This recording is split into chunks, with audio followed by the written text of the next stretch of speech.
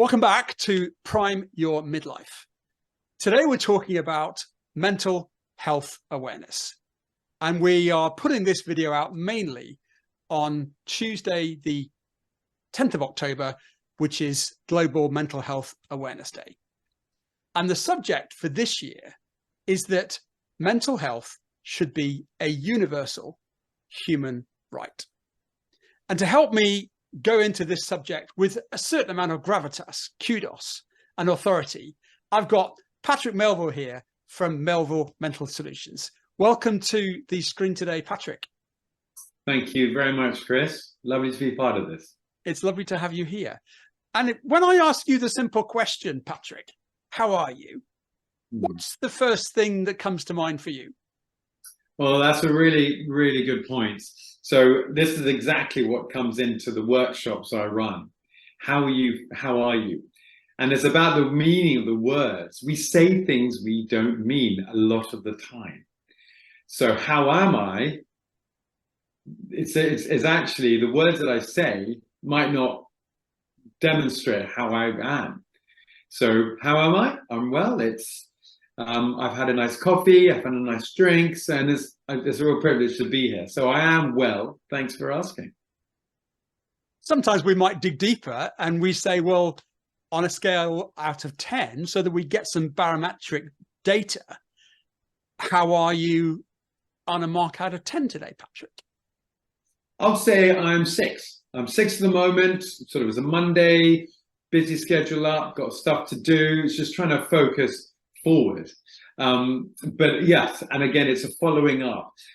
In my training and the workshops I do with corporates and small groups, I actually have a role play which I use. And if you don't mind, maybe I could try it on you now. Well, I'm just going to come back to you first of all. And I guess as we're going to go into this, which is stigmatism. And for me, a 6 is kind of, well, there's 40% left there that we could go to. But the key thing is I have no understanding of whether or not a 6 for you is a good or a bad indicator. But my own bias automatically suggests that I'm thinking, Patrick's a 6. Oh, I wonder why and what can I do to move him from a 6 to a 7? But come back to me on the question in a minute. First of all, we're talking today about mental health. Yes. Would you just like to explain to people what gives you the right to occupy a podcast today to talk about mental health and mental health awareness on such a pivotal day? Thanks. So it's all learning. A lot of the things that, for example, mental health demonstrate is how we've never been trained about it. And I had my own experience, which forced me to learn. So in my background I was running my own business in marketing. And I'm sure like yourself and the listeners know, when you're doing that, of course, there's a lot of stress in there. I was about to hit my jackpot. I was about to go to Japan working with the FT.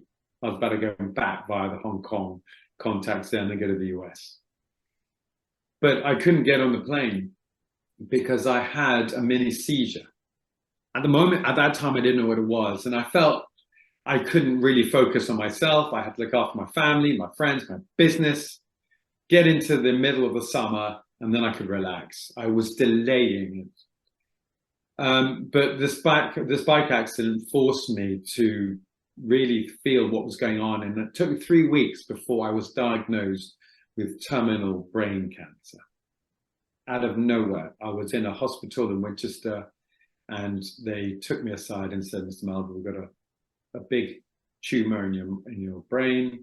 And they gave me all these scary stats. It's stage 4 out of 4. It's malignant. It's moving around. We don't know why it's there. It's called terminal. And I had to, I was told, thankfully, don't Google. And then I had to come back.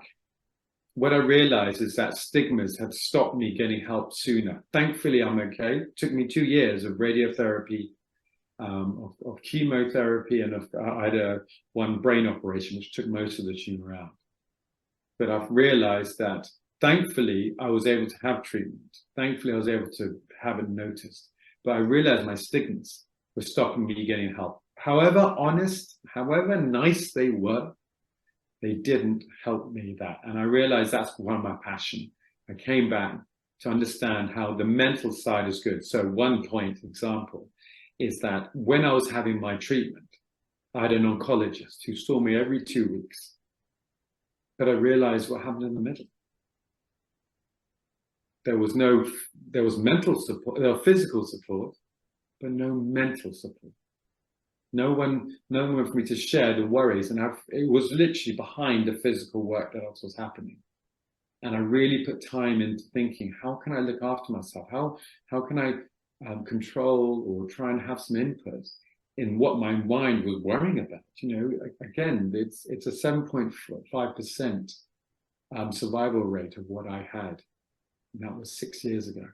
And mental health is so important. It's connected about physical and mental health. So I've learned about that, and I've become a mental health practitioner. I'm not a clinical expert. I'm not a psychologist, because there are so many out there. That's what insurance companies do with their example, their programs. You know, go and see someone when you burn out. I'm beforehand to help people understand their mind and find ways to look after themselves, not burning out, to recognize these triggers.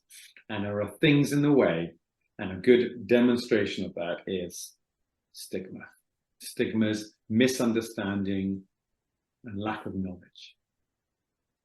Well, thank you for the honest share there. And I don't think I could have anybody more experienced with a pattern interrupt in life to be able to talk about coming to terms with that, and then also how to construct the best thoughts in their head to be able to move through that and past that. From a perspective of mental health, is it something that we are talking about more now? And maybe that allows you to answer, to ask me that question you wanted to answer. It's a very good point. It's a combination. I would say a combination of just the major experience that we have got together, not as a family only, not as a community. The community is global. And of course, COVID is one of the things that's really accelerated this knowledge of what makes us worried. The fact that we can't go to an office, the fact we can't get on a tube, those things brought things to mind. Another one is, of course, science. Science is evolving so much more. So I remember growing up and being told that old family members would have passed away. Now, everything is more clinically diagnosed. So it's that learning. And it's also this fact that we are flexible working, we have to work with each other, that has taken away those things. There are so many things in the way, of course, with age, ethnic minorities, culture, background, you know, all those things are still going to create these stigmas, but they're slowly coming together. I mean, the fact I've got a vocation, I can do more than just as a hobby talk and help people.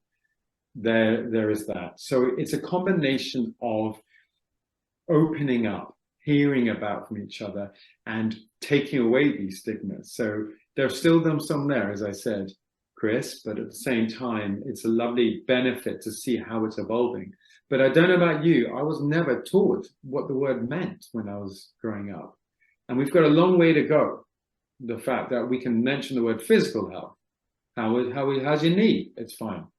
You're not going to ask someone, how are you thinking? How are your thoughts? How are your feelings? Because we're so uneducated generally in that space.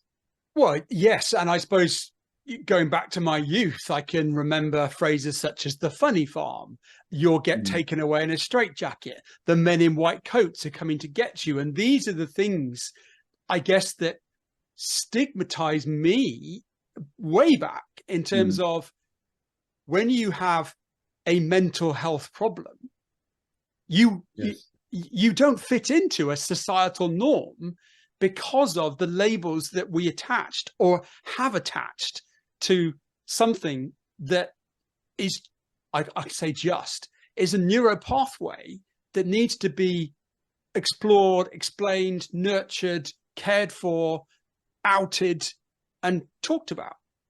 Well, that's a really good point, because one of our first reactions, we're quite defensive, and we tend to be sort of, which hinders us, I mean, even having a conversation about it. And the thing is to accept it. There's a big tip about don't ignore stuff, because if you ignore it and push it down, then it'll come back stronger and at different times when it's not relevant. So for example, with in my scenario, I might sort of be really annoyed with my kids when they come back from school. And they might have done something which actually isn't stressful. It's a trigger which happened early in the day, but I pushed it down. Again, a bit like my cancer experience. I'll come back later, I'll do it later, and it doesn't. And of course, without that learning and that sort of the control and interest, and of course, classic word, curiosity, then we're not going to help ourselves moving forward further. So the stigmas is really important, for example, because I'm a mental health first aid England instructor. And if I could just show you my image. So you and of course the viewers might recognize that brand. And one of the things you're trained to do is how to understand the stigmas. So for example, in a question, when you're trying to get people, you're just trying to understand where they are, and that's why questions are so important. To understand where are they, why are they thinking these things, why are they reacting in different ways. And on a mental status, it's really interesting. The definition of mental health is their thoughts, their feelings, and its behavior, and all of those are interactive, which cause a reaction. Again, that's the purpose, to know, why was I not talking to someone? Or why, when I'm talking to someone, why are you feeling like that? There will be reasons, there'll be triggers, won't there? And stigmas stop that knowledge, that situation. And of course, which won't get people to talk. Well, cutting to the fundamental question of this audience, which is around midlife. And often the stigmatism is the word crisis with midlife. And my view is that it's better to have a mindset around the journey that we're going through. What are your views on those two words, crisis and mindset? Are you positive, negative, neutral on those frameworks of? Right.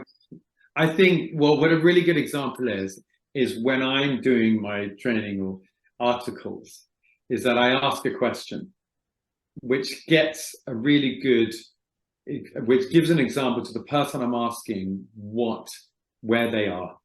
So can I ask you the question? I'm going to give 100%. You 3 options. The question is mental health,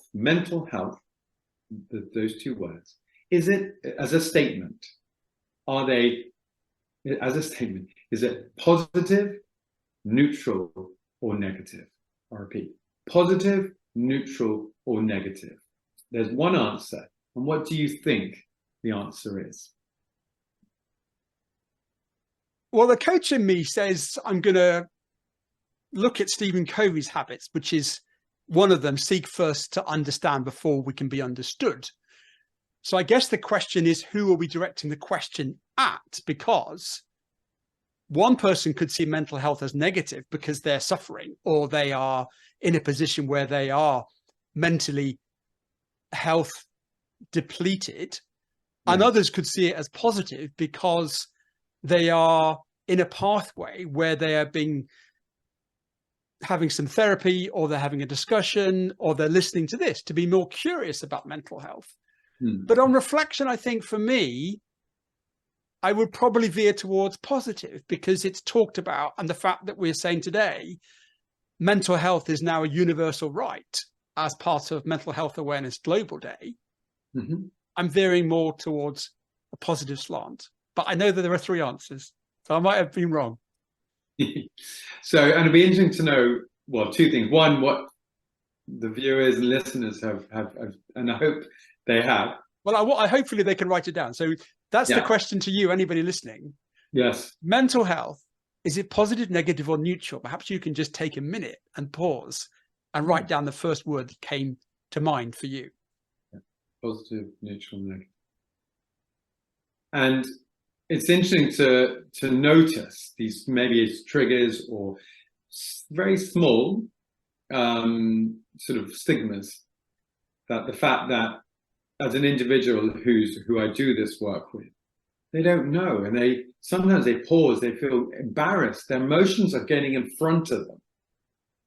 Not to look at it in a rational approach and to say, okay, what is the answer? And of course to accept they might not know the answer. There is one answer, and it is neutral. Because it's a statement. It's mental health, it's how you feel, it's how you act, and it's how you your thoughts. Now they can be positive and they can be negative. So positive is in other terms, which is more understandable, is healthy. I am healthy. I'm feeling well. It's like physical health. Physical health is a neutral statement, but you're either active, healthy, good body, moving around, yeah, or you're ill, which is negative. You're feeling a bit drowsy, and because of the lack of knowledge, the stigmas kick in. Because I've asked this question to people, and people have just been quiet, absolutely quiet. It doesn't mean they're not having a go. The stigmas are saying, literally, the mind is saying, don't have a go, don't have a go, don't have a go, because you don't know the answer and you're going to look stupid.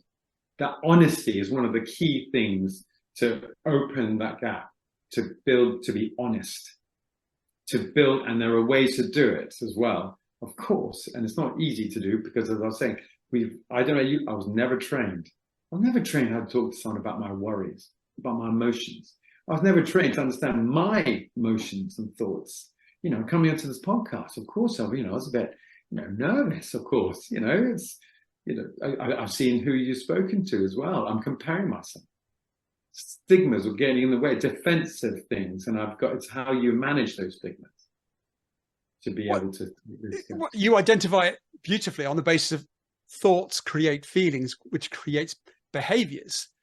And as soon as the thoughts manifest themselves in a negative or positive way, it automatically creates a feeling, and then the behaviors then follow. And of course, that can then go back to the top of the loop again, where a bad behavior creates an even more, well, why have you done that thought, which makes you feel even worse. And the spiral just gets, more and more harmful. Yes. But at the fundamental level, Patrick. Yes. Why does mental health become something that is so embracing for people, or so consuming for people? It's a bit of that interest, that curiosity could be one reason that people are looking into it. It's that lack of knowledge in some ways. There are so many medical experts that are clinically trained to be able to sort of talk about physical health.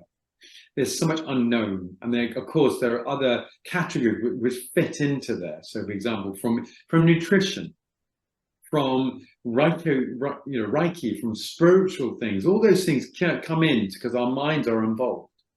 But mental health is at the core. I do partnerships with organizations because, or any groups who might be an expert. For example, I did one with a photographer, and we went to Credit Suisse, and we spoke about the connection, how mental health is connected to everything. In this case, it was about Christmas. Credit Suisse were about to fire 8,000 people, and they got us in to do a workshop to everyone to talk about the gift of gratitude, the gift of saying thank you. I spoke about the mental benefits, about just saying thank you whilst you can't afford anything. Just saying thank you is a free gift. And this photographer went onto her phone and she said, right, I'm going to show you how to do it for free. Take a photo, write a message on it, edit it in the right way. And it was just interesting about taking away, understanding how mental health is at the core of that. Of course, all these things are around it, but mental health is how you react, how we react to certain changes. We don't like change, generally. It's normal. And it is to accept that, to know we don't like change. I hated the fact that I had to stop my job. But again, it's to focus on that. And I do exercises because change is okay. not giving that feeling to take in. We spoke about stress. Can I talk about something called the stress container? Is that all right? Well, absolutely. I'm just, my mind's going here a little bit, and I'm thinking of my grandparents, and I'm thinking middle of the war, there wasn't food aplenty. My grandmother didn't know whether or not my grandfather was going to come back from the war or not. She had no idea whether or not there would be food on the table. Bombs were falling out of the sky in Strood, where she lived. And yet, things like mental health first aiders, mental health global awareness day, they just weren't part of the construction of society then. But they seemed to do okay. My mum and dad met, they got married, they had kids.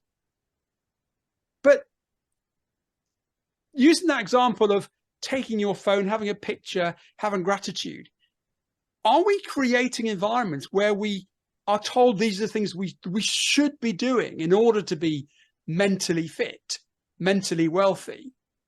And is that actually positive, negative, or neutrally enabling for us? I would say, so I've got two thoughts for that. One, it's not fair to compare life now when people talk about, even the Cold War and all those things. That phrase, keep calm and carry on, I think was relevant for a war. We're not having a war. We're having lots of challenges, literally wars with maybe with finances, more personal or more business focused. And of course, that's just the UK I'm talking about, not necessarily, we're not in Ukraine where there is a war. But if we compare that to the two, they had to keep calm and carry on. There weren't options. And I think we've evolved now to understand it, how we can avoid, and the word here is prevent burning out. I'm not saying people can't stop themselves all the time. There are going to be things around them, external factors. But it's a case of taking that responsibility, but also accepting these challenges, like fighting, some sort of battle or some sort of, confrontation that we have in life. And it's about sort of finding ways to, what I call, build your circle of strength. We all have a circle of stress. This annoys me, this annoys you. Our minds are very good at that.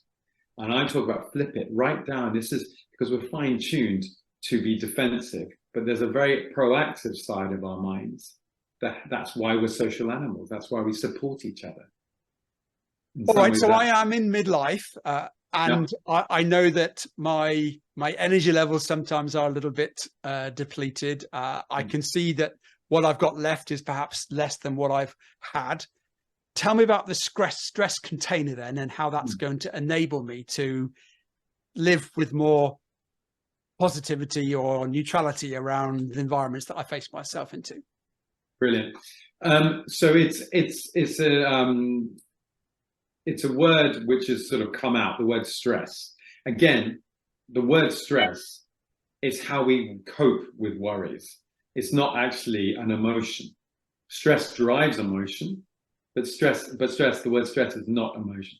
And if anything, it's okay to be stressed. So there's a really good analogy with Mental Health First Aid England, where I use, in the training I do, when you're trying to understand why other people feel stressed. And the words like, again, and the key thing is to understand why, if we have an understanding about someone's stress driver, what drives that stress, then we're not going to be helpful. We need to take ourselves away. So the analogy is, if I can imagine my stomach is a container, stress container, and this is normal. In the morning, I'm quite clear. I'm sure, like yourself, Chris, and I'm sure the other people watching, listening. And when you get it up, as soon as you open your eyes, if not already, you're going to have some stress coming in. It's going to come in this container. Literally, imagine it coming just under my chin, up, and it's going to grow. And what's going to happen is that something that would not stress you in the morning might stress you in the evening. And it's important to understand that. Why? Why? And of course, it comes up. And imagine you're pushing it down, which is what we do, which is another word, ignoring.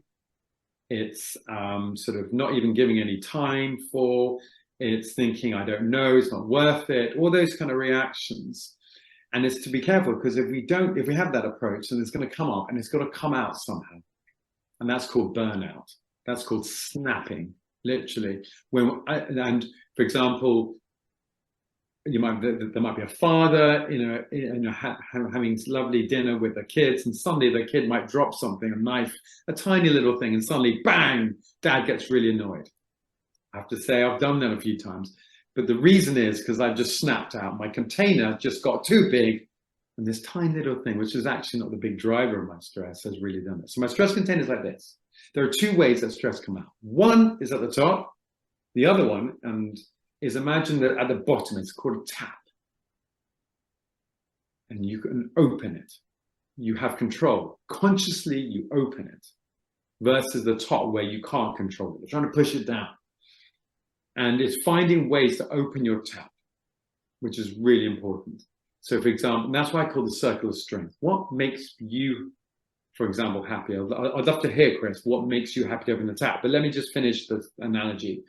There are two really important things to know about the stress container. Okay. Let me just summarize. You got stress comes out here. You don't want that. You want to open the tap.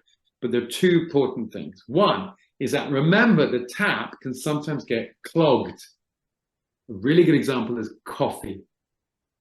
How many cups do you drink a day? Chris, do you drink coffee? 2 in the morning. What happens? Have you ever had 5? Sometimes. Yeah. It's not a good outcome. Ding! And I'm sure, and the listeners, exactly, I know coffee is so important, like dads and viewers, and always, men definitely, it's a technique. It opens a tap, but then it gets stuck. Because as we know, coffee, you can have too much too late, and it clogs it up. So just to be aware of that. And the other thing to notice is that the stress container can be different sizes. And this is where it's important when you're talking to someone, you understand something that you might be thinking, that's fine. They might have a tiny stress container. I have to put my hands up. I have a smaller stress container with my cancer experience. What the reason is. I mean, I've got loads of stories about that. But what I'm comfortable with now is that I have a tap to open. So, yeah. And it's important you have a tap to open, which de-stresses you, to give you the confidence to move on. Whatever stress is happening, accept it. Remember, we all have stress. And to do that. I hope that helps with the relevant. Well, it does help tremendously. I'm just thinking about different audience people. And the one that I would be concerned about is that person that hasn't got a mental health first aider, and they have got a stress bucket that is immensely full, and there is no mechanism for the tap because they're struggling on their own. And the more they struggle, they're not comfortable with their own thoughts. They're not comfortable with their environment. So speaking to that person, Patrick, let's say they're not in a corporate, they can't go on a mental health first aid course, or they just can't find their own solutions. Yeah. What's the message? What's some of the steps that you think that they could do to open that tap or suppress that bucket? So it's a classic sort of cliche, but it's about small steps. So for example, a big project, it's breaking it down. As a mental health first aider, when you're talking to someone, you're trying to get them to share, to give them, to take things out of their mind. There's two ways of looking at stress, for example. It's rational and irrational. The feelings take over. And there's a really good example about if anyone feels in the moment, for example, like I'm struggling, I can't do this, and sort of leaning towards sort of panic and sort of giving up. A really good example is to say, wait, to yourself, wait. Just to try and take yourself away from that moment. And then, because what you're doing is hopefully calming down. Wait. And then I'll follow up the question, why? Because it focuses on what the current issue is. If you don't wait, if you don't ask yourself why, then it sort of gets into this cluttered environment where your stress container goes up and up. You're not understanding what the key challenge is and what you need to focus on. So when you wait and why, then it sort of brings a kind of more of an external point. The ideal scenario is that you can speak, you log it down, you just get it out of your mind. Because by doing that, it rationalizes the situation. I nearly missed having a big client. I was literally on the call, about to call the client to tell them I couldn't do it. I couldn't drive up 4 hours up to Cambridgeshire because I hadn't done the work. It was I hadn't got the time right.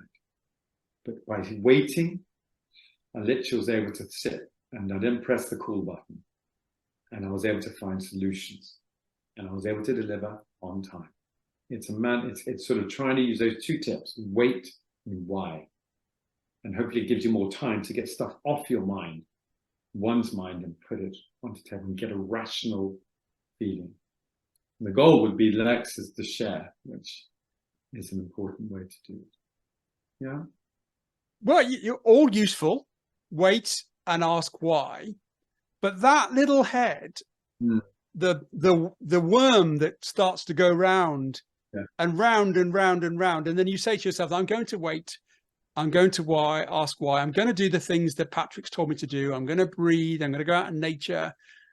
But once that little wire starts to get energy and says to you, oh, come on, you're even doing the things that somebody's told you, and it's still not helping. You're still not fixing yourself. You can't even fix yourself when somebody's telling you what to do. And it becomes even more stressful because the things you've been told to do, your head's saying, well, this isn't working either. You're a failure. You're an abject, complete loss here, Patrick. You can't even fix yourself. But that's really important. But remember, every moment is different. What we tend to do as humans is that we tend to focus on the future by using the past. There's so much which has changed in the middle. And I think there's 2 points here. One is that that's wait and why, it's the moment. So your mind might be saying, well, yesterday you completely, screwed up going back to a client. Or you missed taking your kids to school, or you missed this. And it's what we got to wait and why. You think, well, that was yesterday. Today is different. There are other things, other external factors, and it just gives a bit of a rational, to accept how your mind does that and not label. But also then the now is really important. I definitely, before I had my tumor, was also looking at, if I do this, if I delay stuff and I do stuff now, then tomorrow I'll be happy.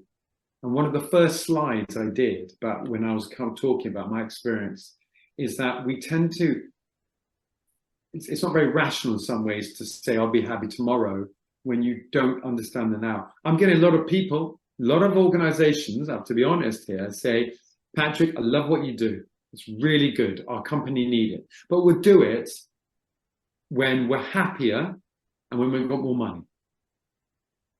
And I get it. The point is like, well, one, you don't know what happiness is necessarily. You might not get there. And of course, our emotions and our mental health needs to look after ourselves now and grow with us, not just, oh, yeah, I've got a problem, better look after myself. So it's that now, learning the now. There's a very famous author called Eckhart who talks about the power of now. Yeah. Appreciate it now, celebrate the now. So after this call, I'm going to go and have a coffee to celebrate doing this lovely time. I'm curious, you obviously have been closer to your own memento mori than others by hearing that prognosis from your consultant. You have stage 4 terminal brain cancer. You have a tumor that is malignant and is rushing around. I know you don't like looking back because you just talked about it's this moment, but in this moment now, the learnings of your diagnosis and what you've put in place since then, what's it taught you? The key word here is wider perspective. I definitely have, it's easier for me to put perspective on when I get rejected every single day. Now, that is my choice because I run my own business. I'm sure like some of the listeners perhaps or viewers, you know, it's normal to be rejected. You're given an idea. I mean, people don't even come back to my email. People I used to work with, I remember getting quite traumatized, going back to people I used to spend millions of pounds with when I was in marketing. They didn't even come back to me. Yeah. And I think that's the kind of angle where a wider perspective is, okay, and it's accepting that that's just a business. It's not personal necessarily, and not in my mind decide that. And I think that is something important just to recognize and to focus on ourselves, you know. Cliche, and I know I'm going to get some giggles or I'm going to get some what, but I do talk about, do you remember the Rolo advert? And listeners, yeah? Do you remember what the tagline was? Who will you give your last one to, I think? And I have an image on the screen when I'm talking to people. And I say, give it to yourself. Why not? Literally, why not? You know exactly what you're doing. You know the worries that you've got. You know when people do this, and you know the success. And that is so important, just to celebrate, not just, you know, move on, celebrate in tiny ways. It could be something.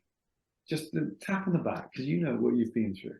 Move on. So, for example, I do that more so than now, and I try and take a different perspective on what is driving me, and I focus on a bit of self-celebration. And that people take that away when they do this. So how do I do that? Well, simple as just saying, well done. Jotting it down at the end of the day. Instead of your mind saying, oh, I can't go to sleep with this. You're like, well, think about what you did.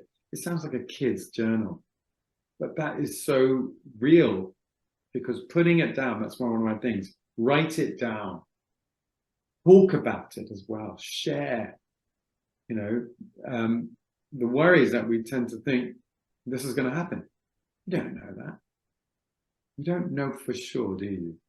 Like doing this podcast, I don't know what people are going to take away. Maybe people think I'm an idiot. Maybe people think, oh, Paddy needs a shave. I've got to, you know, calm that mind. Accept it. That's a really important word there. Accept. Don't dig it down. You say, okay, you got those thoughts, and then you move on. Yeah. For a company that is considering or has never considered a mental health first aider or training their people to become compliant in mental health first aid, what kind of outcomes have you seen from a company that's embraced that aspect of cultural shift? I think it varies. It depends where the company is. Where is they on that journey? They often get, it's even just for me to do the work and to review it. I'm not telling them you're doing this wrong. I'm saying, well done. Well done. You know, a lot of the times on my podcasts I do, or wherever I talk, I'm saying, well, if you're doing this, brilliant. It's like an MOT. A company might be doing that. Fine.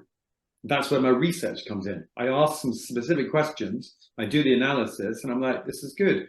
So they're like, what do we need next? Well, I'm like, continue doing it. You don't have to do anything so far. It's an MOT. And we never do an MOT on our sides or our business so far. More so now, it's more of a preventative kind of initiative. But again, I would say when I go in, because I do these different programs for everyone. The mental health first aider are people to be trained inside the business. So they're the ones who actually are the ones, the first active person who will then look around, and if someone has a problem, they'll come to them or they go to them and they just check them out. And then they signpost them. They don't diagnose them, they signpost them to get help, which a company will probably spend a lot of money on, insurance, you know, counselors, all these things. And just sometimes people need a bit of a, like cliche, a handhold, arm around their shoulder.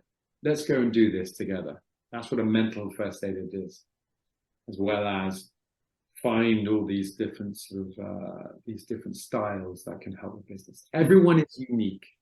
That's one of the key things. Everyone is unique, you know. And I think once you understand that, then you accept your stress container will be smaller or bigger, or someone else you want to help is really small. You got to take away your stigmas and help them once you understand that. As well as line managers. Last week, just line managers. I mean, and if you have to manage anyone, let alone families, you feel so isolated. Who can I talk to? I should be the expert. Finding good channels to be able to talk, to read, however it is, to open your stress tap, to be able to hear yourself and realize that things aren't bad as you think, or it's okay. Accept it. Your mind might be telling you, oh, that's not right. Yeah. And assuming they've now got those trained first aiders, how do they approach a person that they think is suffering or has a mental health issue without it becoming a bit personal?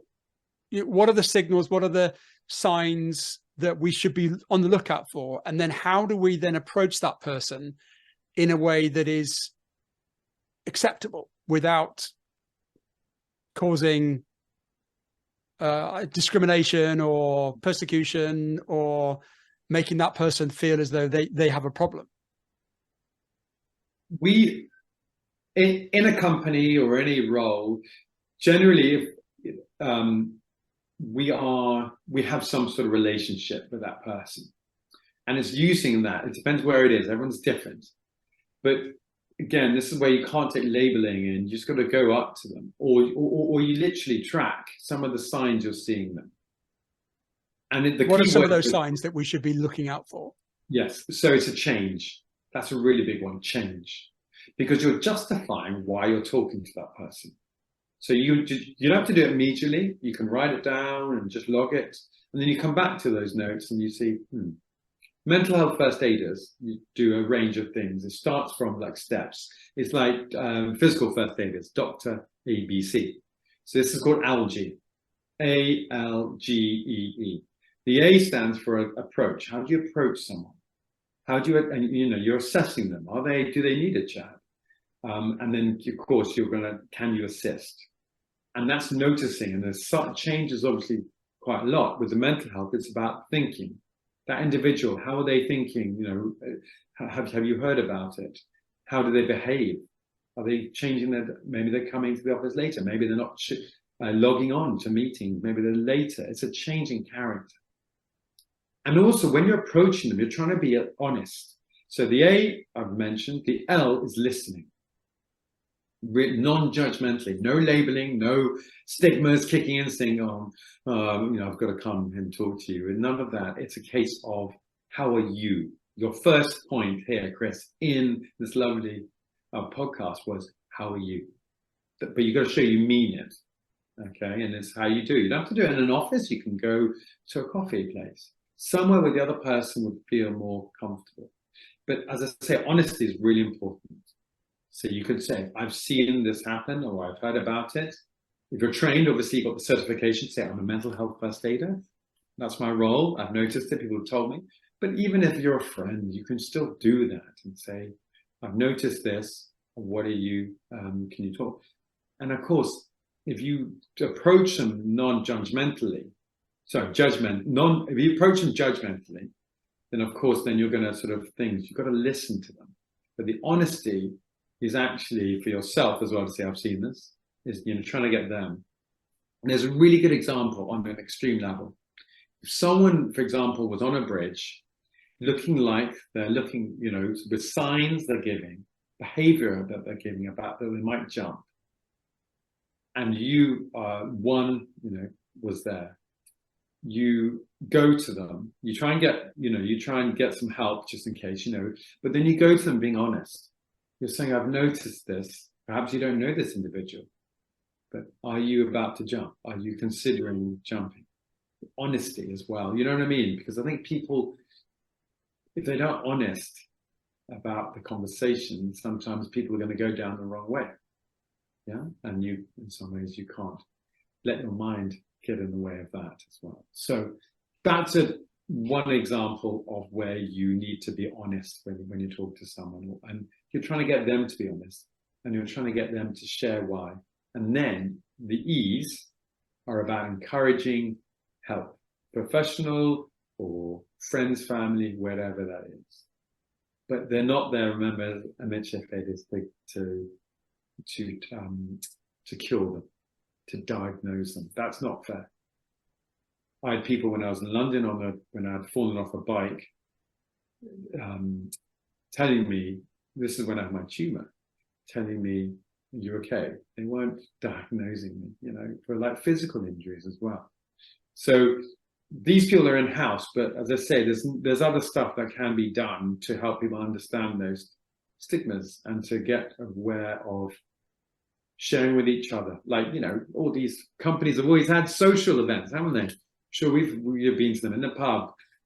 That's in some ways a place to just to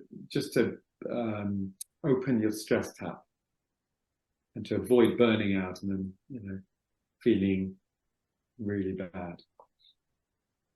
I'm getting a sense of neutrality, of being present and, you know, listening and asking, all really good and wise recommendations. When you have that moment and, you know, your stress bucket is brimming, where do you go for your tap opening therapy? Good point.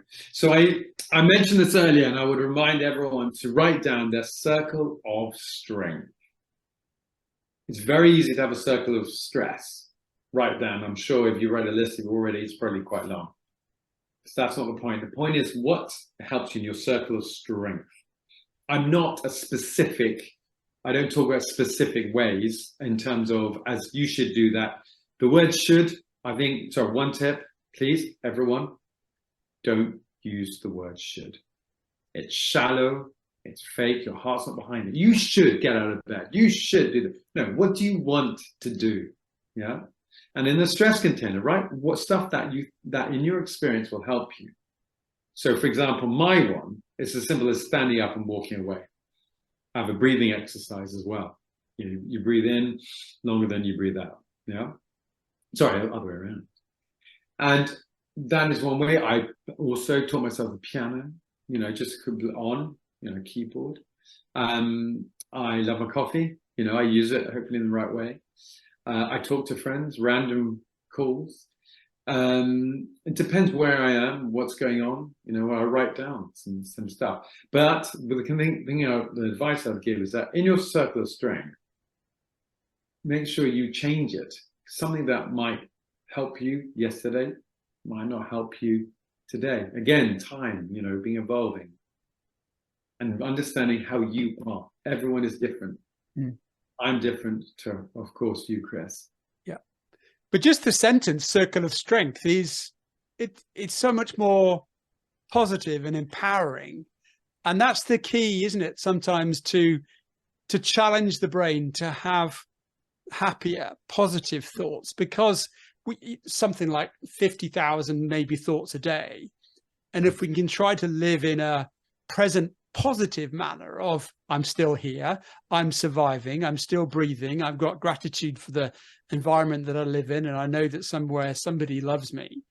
Yeah. It's a circle of strength that can then catapult ourselves forward, as opposed to living in a circle of stress, which just that change of word from stress to strength, it has words of steel bars and helter-skelters. It just seems to be more, well, strong.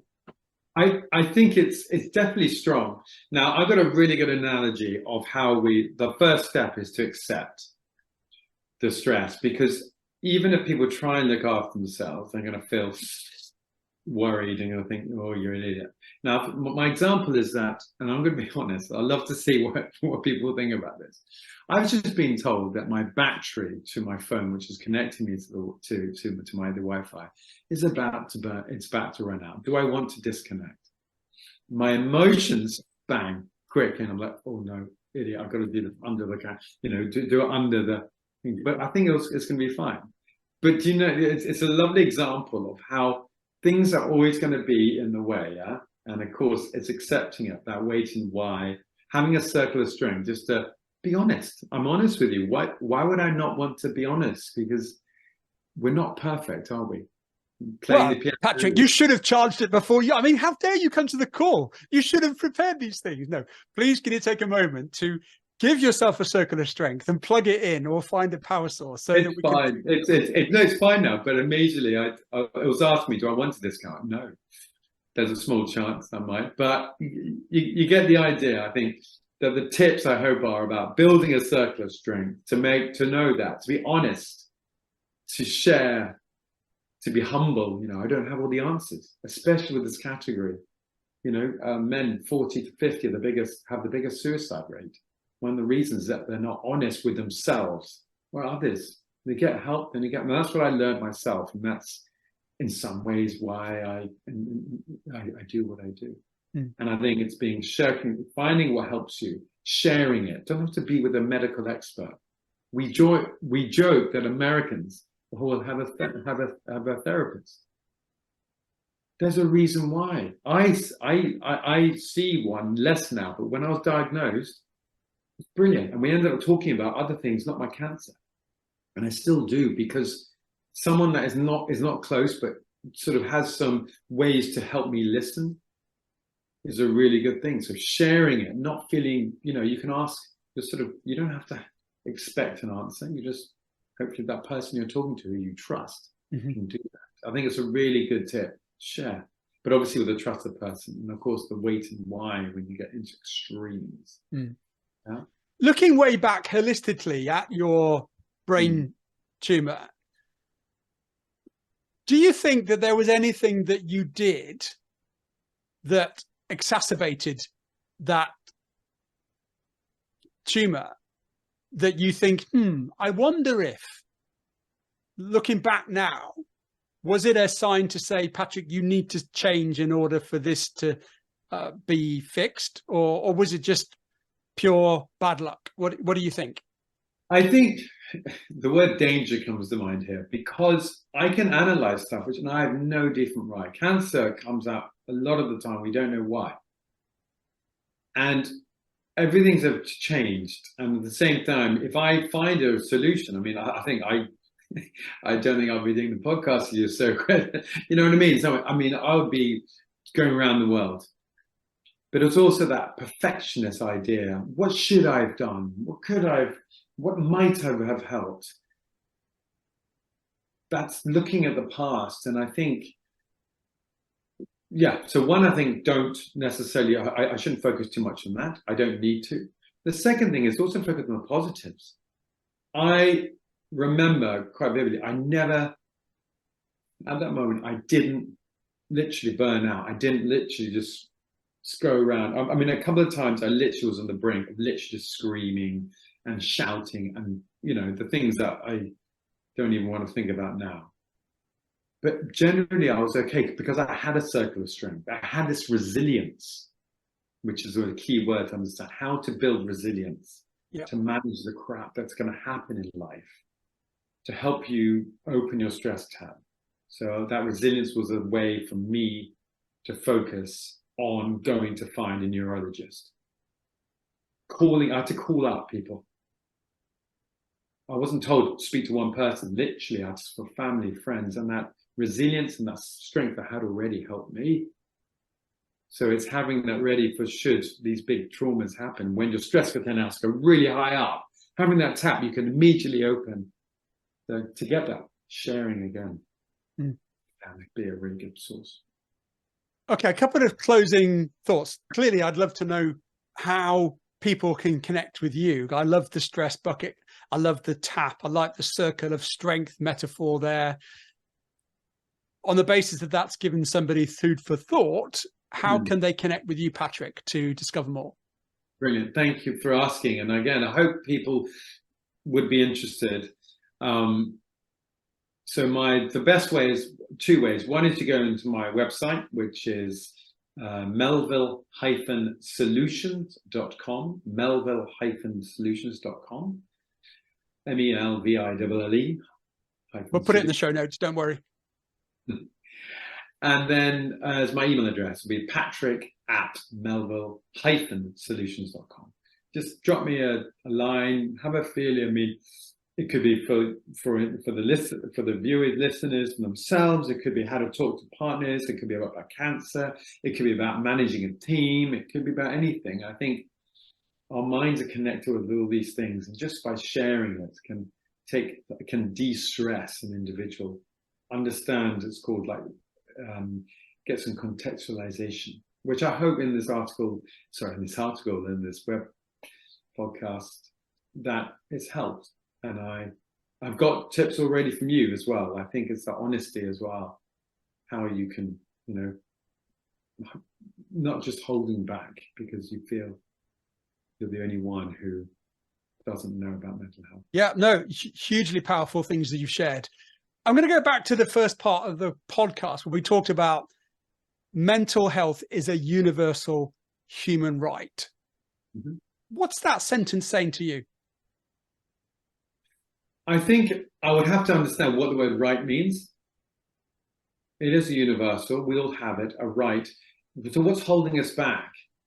Now, that's for me. What is holding us back? Is it ourselves? Is it our family? Is it our contacts? Is it our business? Is it our employees or employers? What's holding us back?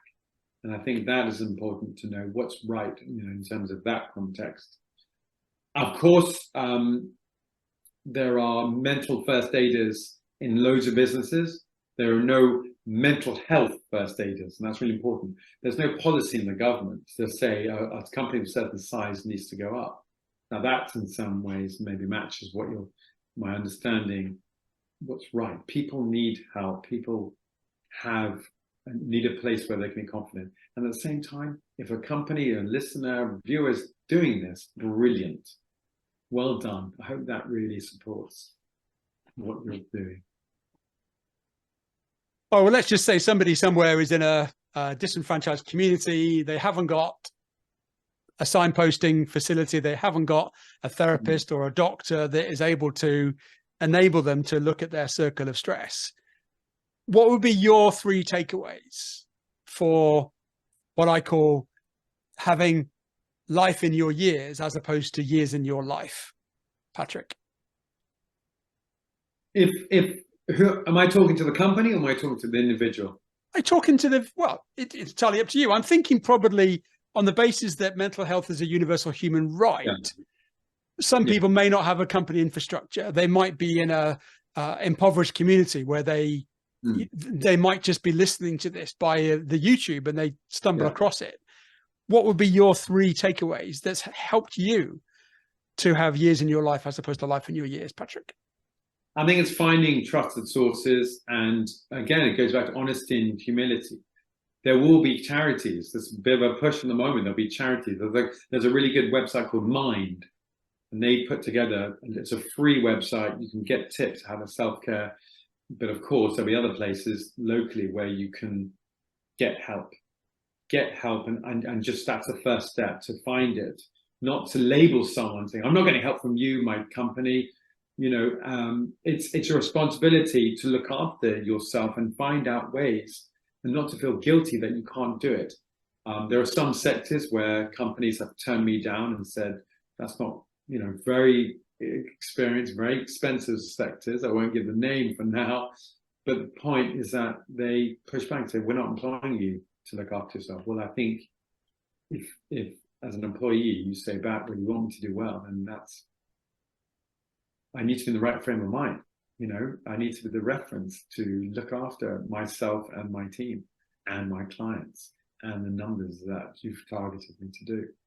So it's finding a time in the day, if you have a very busy day, to say, right, I'm going to spend 5 minutes just Googling a specific problem I've got or a worry I have, what could help.